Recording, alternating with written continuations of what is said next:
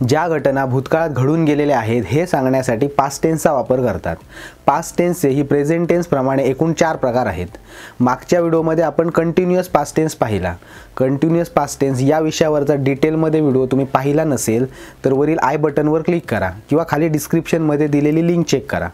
Continuous past tense म्हणजे चालू भूतकाळ, भूतकाळातील क्रिया, भूतकाळातील तात्पुरत्या सवयी या प्रकारच्या वाक्यांसाठी कंटिन्युअस पास्ट टेन्सचा वापर केला जातो।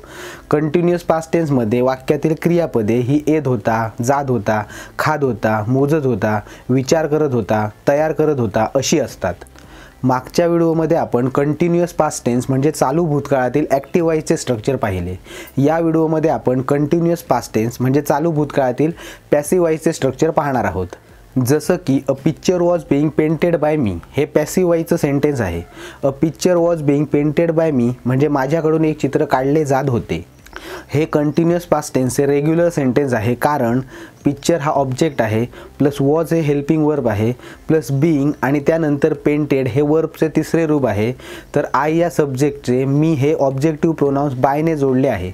म्हणून कंटिन्युअस पास्ट टेन्सच्या रेग्युलर सेंटेन्ससाठी ऑब्जेक्ट प्लस वॉज किंवा were plus being plus V3 plus subject हा फॉर्म्युला वापरतात। तर रेग्युलर सेंटेन्सचे निगेटिव्ह सेंटेन्स बनवताना रेग्युलर सेंटेन्समधील हेल्पिंग वर्बच्या पुढे म्हणजे वॉज किंवा वरच्या पुढे नॉट वापरतात।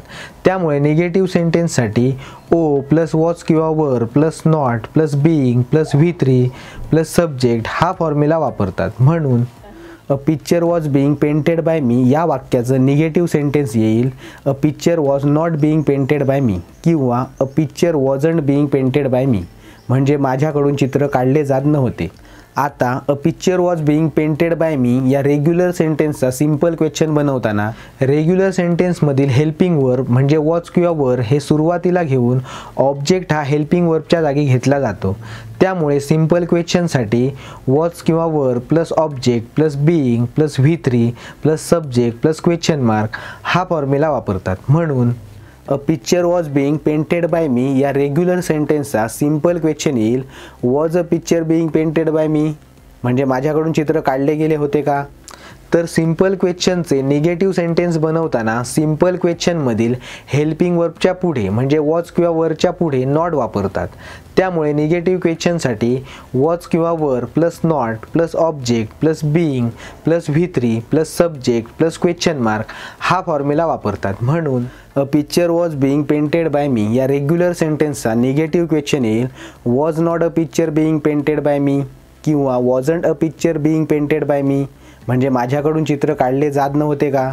आता a picture was being painted by me या रेग्युलर सेंटेन्सचा WH क्वेश्चन बनवताना सिंपल क्वेश्चनमधील हेल्पिंग वर्बच्या आधी म्हणजे प्रश्नाच्या सुरुवातीला WH फॅमिलीमधील योग्य तो जसं की वॉट, वेन, वेअर, हाऊ, हू इत्यादी शब्द वापरतात व त्यानुसार सब्जेक्ट किंवा ऑब्जेक्टचा प्रश्नानुसार उत्तरामध्ये येणारा भाग वगळतात। त्यामुळे WH क्वेश्चनसाठी WH प्लस वॉज किंवा were plus object plus being plus V3 plus subject plus question mark हा फॉर्म्युला वापरतात। म्हणून a picture was being painted by me या रेग्युलर सेंटेन्सचा WH क्वेश्चन येईल what was being painted by me म्हणजे माझ्याकडून काय रंगवले जात होते। येथे what was being painted by me या प्रश्नाचे उत्तर हे ऑब्जेक्ट्स म्हणजे पिक्चर आहे, म्हणून ऑब्जेक्ट रिमूव्ह केला आहे। जर उत्तर सब्जेक्ट असेल तर सब्जेक्ट रिमूव्ह केला पाहिजे। तर WH क्वेश्चनचे निगेटिव्ह सेंटेन्स बनवताना WH क्वेश्चनमधील हेल्पिंग वर्बच्या पुढे म्हणजे वॉज किंवा वरच्या पुढे नॉट वापरतात।